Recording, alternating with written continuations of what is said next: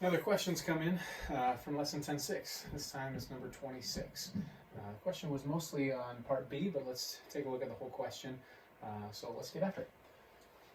Here we're given a set of parametric equations, and we're asked to, part A, sketch the curve, including orientation, and part B, to eliminate the parameter, write the rectangular equation, and adjust the domain if necessary.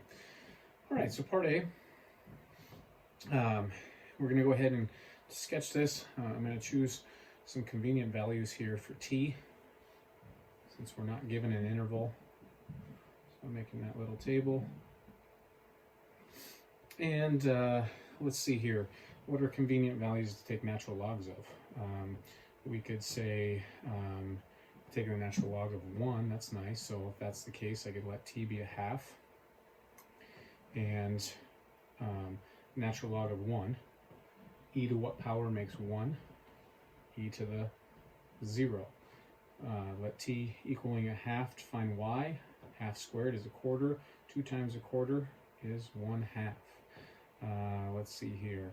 We can go ahead and pick some other values. So we're just probably going to use our calculator mostly. So let's go ahead and just pick something like 1, 2, 3. It's probably sufficient right there.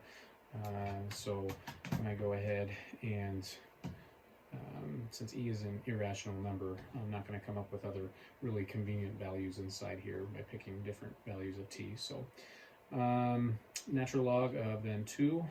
So natural log 2 is 0.69. 1 squared is 1. 1 times 2 is 2. 2, so that's the natural log 4. We're dealing with 1.39, we'll call it. And 2 squared is 4 times 2 is 8. And 3, we have the natural log of 6. 1.79.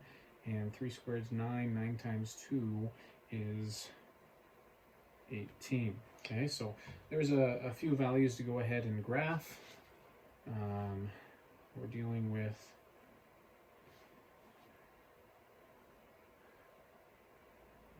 here we go. Let's go, since I have to get all the way up to 18. Let's go by 2s. 2, 4, 6, 8, 10, 12, 14, 16, 18. And 1, 2, 3. Okay, so at a half, sorry, that's t is a half. When x is 0, y is a half, 0, a half. Well, these were by 2, so right there. 0.69 with 2. Again, this is 1, so 0.69 with 2. When I have 1.39, I'm at 8, which is all the way up here. And 1.79, I'm all the way up at 18, which was, I think, right here. So I think what we're seeing is this parametric plane curve that we have here goes something like this. Okay. Yeah. Okay. And the orientation, I mean, look, as t increased, x got bigger, y got bigger, so this is our orientation, like that. Okay, so that would be a sketch for part A. Part B, where we're eliminating the parameter. First off, I do know that at least my thoughts go here in this thought about adjusting the domain if necessary. Adjusting the domain if necessary. I look over here and I think about natural logs, and I think, well, I can only take a natural log of a positive value. I can't take the natural log of 0 or a natural log of negative, because, again, what a natural log is finding is the exponent to which e needs to be raised in order to make that thing. Well, e can never be raised to an exponent and get 0, nor can it make a negative. But that ultimately is all about t. That's not about x. Okay, because if you really think about it, remember when we worked on natural logs, if I have x equals the natural log of y, the exponential form of this is e to the x equals y. I can raise e to any exponent I want, so x could be any value, not just not just positives. Okay, so we don't actually have to deal with any adjusting of the domain in this problem.